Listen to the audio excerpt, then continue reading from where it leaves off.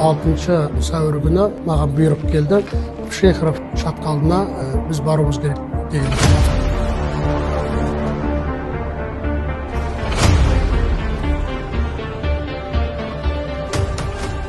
Өте жылдам, қорқынышты білмей қызмет жасаған. Бізге қойылған приказ сол шекараны қорғау керек болды. Біз сол шекараны соңына шейін қорғап өттік.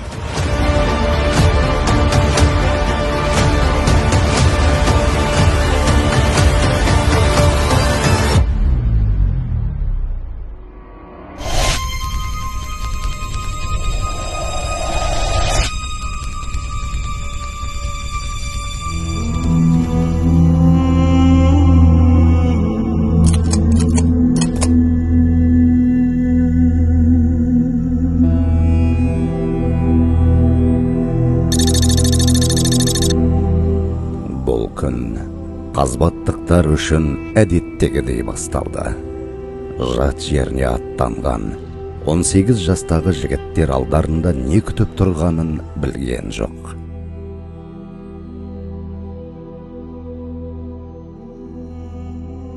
Алтыншы сәуір күні маған бұйрық келді. Бұл кезде рота командирі болатын, командир батальоны майор Лобачев келіп, осындай бұйрық бар.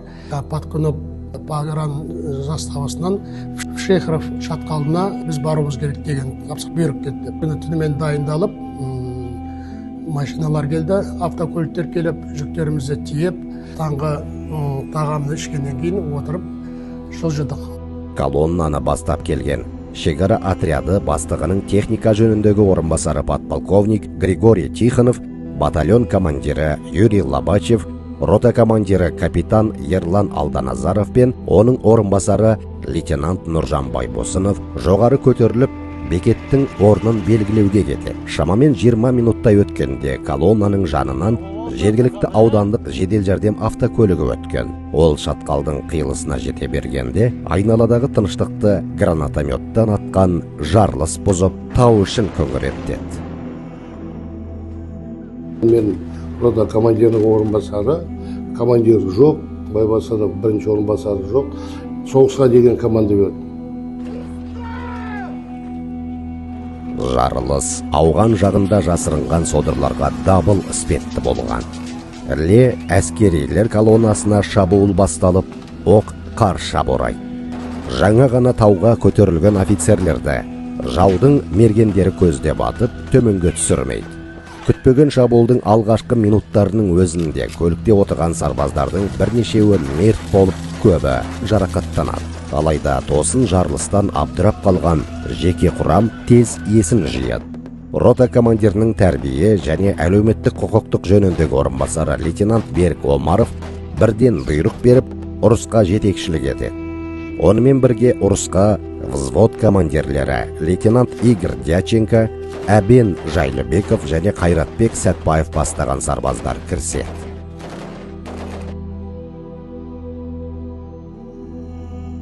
Еркебұлан деген жігіт болды, ол Жезқазғанның баласы.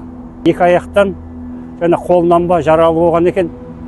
Атып атқан жаққа қарай, ауған жаққа қарай өзден естен айырылып қалған шығар. Сонымен еңбектеп екі аяғы жаралы ғой, жүре алмайды. Кетіп бара жатқан кезде артынан жүгіріп барып ұстап теріп әкелді. Екі аяқ және қол жағынан ба қан ағып тұрды. Және бетінің біраз жерден бетінің жартысы жоқ десем де болады. Сол жерде 30-дан аса бала жаралы болды, көбісі ауыр жаралы. Снаряды жарылған кезде сол менің қасымнан алыс емес жерге жарылды. Снарядтан кейін, түтіннен кейін қараған кезде сағат 12:20-ны көрсетті. Былай қарағанда соғыстың, шайқастың басталған уақыты. 12:20-да басталған соғыс сағат 3-4-терге дейін, күндізгі 4-терге дейін жәндегі активный фаза болып келді.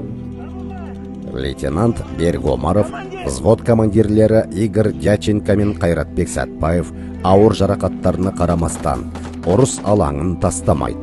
Оларды бораған оқтың астынан көмекке келген сержант Марат Ахметов пен қатардағы Нұрлан Акматов басқа да сарбаздар құтқарады.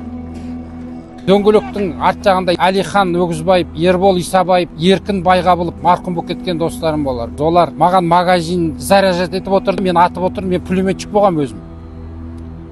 И содан атып болып, енді былай укрытиеге кете бастаған кезде, сол жерге гранатомет түсті. Сол жаңағы отырған балалар жерге. Содан жаңағы достарымыз сол жерде марқұм болып кетті. Мен нетіп қаптым, талқаптым. Есім жинасам, үстім бәрі қан, аяғым баса алмайым, мына жақ аяғымды. 4 жерден тиіпті, оны білмеймін де даже. Қаным қатып қапты денемде. Соғыс көрмеген жауынгерлерден мұндай қарсылық болатынын, тұтқиылдан шабуылдаған содырлардың өзі күтпесе керек. Жаудың алдын ала қолайлы жерді таңдап, қапысыз келе жатқан колоннаны жоямыз деген жоспары іске аспайды. Кескілескен ұрыс Калай Хумптан қосымша көмек жеткенше 5 сағатқа жуық уақытқа созылған. Айта кететін жағдай, лишний состав, қарамағымда сарбаздар, офицерлер, прапорщиктер дереу өз позицияларын таңдап, қақтығыста ерлік көрсетті. Соғыста бәрі қорқады. Қорқпайтын адам жоқ. Қорқады, ол кез келген адам, соғыста болған адам менің сөзімді растайды. Бірінші кезде үрейлі, қорқыныш. Уақытса келе, уақыт өткен сайын сенің уже денең де үйренеді, көзің де, қолың да үйренеді. Шайқастың нәтижесінде маджахеттер Пшихаров шатқалының сағасынан қазақстандық шекарашыларды ығыстыра алмай, 15 шақты адам күші мен ірі мөлшерде қару-жарағынан айырылған. Алайда сол күнгі ұрыс басылса да, жау мергендерінің тасадан оқ атуы 12 сәуірге дейін созылған. Содырлардың күшін толық жою үшін авиацияның көмегі қажет еді. Пока мы находились там, и банда находилась в этом ущелье. Значит, потом уже где-то через недели-две, когда уже наладилась погода, авиация российская, да, они туда сбросили бомбу в это ущелье, по-моему, 250 килограмм. И вроде как бы все затихло. Соңғы мәліметтер бойынша, осы шайқаста біріккен шекарашылар күшінің 20 жауынгері мерт болып, 47-сі жараланған. Оның ішінде ішкі әскердің 17 жауынгері қаза тауып, 33 әскери қызметші түрлі дәрежедегі жарақат алды. Бізге ертеңіне командующий погран войск генерал Бузумбаев келген тұғын. Генералдың айтқан сөзі біздерде осы жерде қаласыздар ма, қайтасыздар ма деген бір сөзі. Сарбаздарымыздың айтқан сөзі бұл жерде бір-ақ сөз болды. Жоқ, біз осында қаламыз, осында соңына шейін боламыз деген сөз болды. Қалай десек те, жаудың колоннаны толық жоямыз деген арам пиғылы, рота сарбаздары мен офицерлерінің жоғары жауынгерлік дайындығы мен ер жүректілігінің арқасында жүзеге аспаған. Бұл жеке құрамның жауынгерлік және тактикалық дайындығы мен моральдық психологиялық ахуалының жоғары болғандығын көрсетеді. Атап айтқанда, кейбір сарбаздар мен офицерлердің ерлік үлгісін көзі көргендер бар. Ерен ерліктің біріне Петропавл қаласының тумасы қатардағы сарбаз Николай Жигаликтің қарулас достарын құтқаруда көрсеткен батылдығын жатқызуға болады. Ол қарша бораған оқтың астынан жаралы бірнеше қаруласын алып шыққан. Сонымен қатар, бір взвод командирі лейтенант Әбен Жайлыбековтың қол астындағы жауынгерді жанып жатқан техникадан құтқарып қалғанын айтуға болады. Одан басқа да жауынгерлердің жаралы қаруластарын шайқас алаңынан қауіпсіз жерге алып шығуы нағыз достық пен батылдықтың айғағы. Жигалик деген, ол да менің ротамда служит еткен, қызмет жасаған бір бала болды. Сол жігіт қанша қазақ балалардың тірі қалуына себепкер болып, көтеріп, алып, тиісті жерге тығып, жасырып жүргенге үлкен күш салысқан. Өте жылдам және қорқынышты білмей қызмет жасаған. Ротаның жауынгерлік тапсырманы орындаудағы нәтижесі бойынша Ресей Федерациясы Федералды шекара қызметі директорының бұйрығымен ішкі әскердің 33 жауынгері және бірінші дәрежелі әскери қызметтегі үздік қызметі үшін медалімен марапатталды. Ішкі әскердің 7-ші ротасы сарбаздарының жанқиярлық ерлігі өз елімізде де жоғары бағаланды. Қазақстан Республикасы президентінің жарлығымен ТМД елдерінің сыртқы шекарасын қорғаудағы әскери борышын адал атқарғаны және көрсеткен жанқиярлық ерлігі мен батылдығы үшін қаза болғаннан кейін 5 адам 2-ші дәрежелі айбын орденімен және 12 адам жауынгерлік ерлігі үшін медалімен наградталды. Первые сами офицеры, энтузиасты начали воздвигать эти памятники. Помимо Чимкента, конечно, это основной памятник был в Чимкенте открыт официально. Вот. Следующий в Кустанае был, в Атырау памятник был открыт, в Ақтау. Бүгінгі таңда қаза болған сарбаздардың есімдері мен көшелер мен мектептері Қызылорда, Батыс Қазақстан мен Шығыс Қазақстанда аталған. Ербол Бекебаевтың есімімен Ақмола облысы Бурабай ауданы Ұрымқай ауылындағы өзі оқыған орта мектепте музей аталды. Жамбыл облысындағы орталық саябақ пен алаңға қатардағы Бауыржан Далабаев пен Имамаддин Жұматовтың есімдері берілген.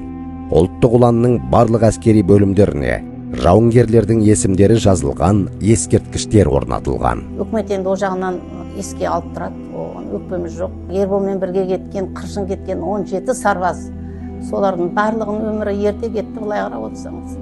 Бәрі бір жерде тіреп тұратын азаматтар, бекерден бекер о жаққа ешкім бармайды, өмірін қиып, әйтпесем белгілі нәрсе ғой, барғаннан кейін сен я келесің, я келмейсің. Қазақстандық жауынгерлердің ерлігіне тәжік халқының шексіз алғысы ретінде 2007 жылдың желтоқсанында Тәжікстан астанасы Душанбе қаласында батырлардың есімдері ойып жазылған ескерткіш тұрғызылды. 2009 жылдың 7 сәуірінде Астанада ерлік аллеясы ашылды. Ал 2014 жылы елордада жауынгерлердің патриотизм мен батырлығын дәріптейтін әскери қызметшілердің ерлігі халықтың мәңгі жадында екенінің символы ретінде ескерткіш орнатылды. Шайқастың 20 жылдығында Шымкенттегі қалалық саябақта ескерткіш орнатылды. Сол жылы жауынгерлердің ерлігі туралы «Ерлікке тағзым» атты кітап жарыққа шықты.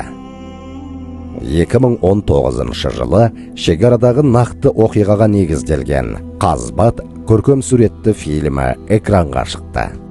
Бұл туынды Қазақстан Республикасы Ішкі істер министрлігі мен ұлттық ұланның бастамасымен түсірілді. То, что нам давали из этой информации, сцену боя мы попытались сделать так, как мы ее увидели, поняли. Естественно, это, конечно, не будет идентично, но мы увидели эту ситуацию так.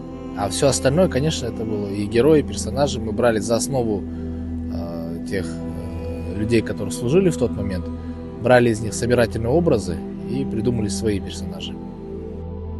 17 боздақтың ерлігі бүгінгі ұрпақ үшін өз отаны Қазақстан Республикасына адал қызмет етудің жарқын үлгісі болып қала береді. Сол жылдары қазақстандық жауынгерлер буырқанған Пянж өзені мен таулы Памирдегі шекарада бауырлас тәжік халқын ғана қорғаған жоқ. Олар өз отанының тұрақтылығы мен қауіпсіздігін қорғады. Бұл шайқас бүгінгі ұлттық ұланның тарихына алтын әріппен жазылды. Ел үмітін ер ақтар, ер атағын ел сақтар. Өшпес ерлік ескірген жоқ. 30 жыл өтсе де халық жадында.